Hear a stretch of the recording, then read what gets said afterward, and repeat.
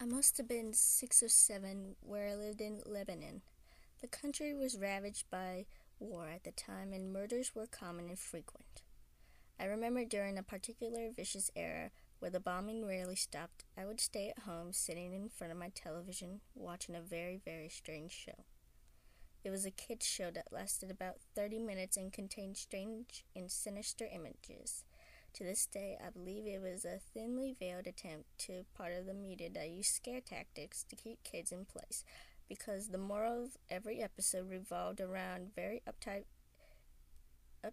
stuff like bad kids stay up late, bad kids have their hands under the covers when they sleep, and bad kids steal food from the fridge at night.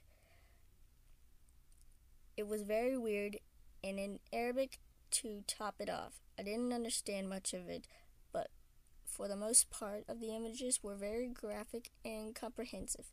The thing that stuck me the most, however, was the closing scene. It remained much the same in every episode. The camera would zoom in an old, rusted closed door. As it got closer, the door's strange and sometimes even agonizing screams would become more audible. It was extremely frightening, especially for children's programming. Then the text would appear on the screen in Arabic reading.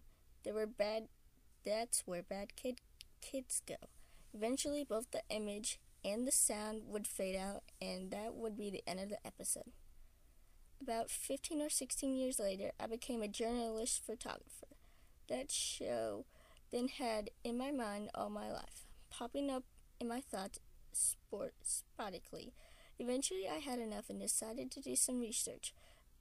I managed to uncover the location of the studio where much of the channel's programming had been recorded. Upon further research and eventually traveling on site, I found out it had now desolated and had been abandoned after the big war ended. I entered the building with my camera. It was burnt out from the inside. Either a fire had broken out or someone had wanted to incinerate all of the wooden furniture.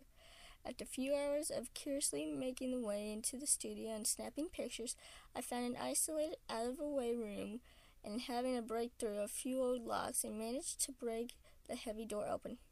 I remained frozen in the doorway with several long minutes.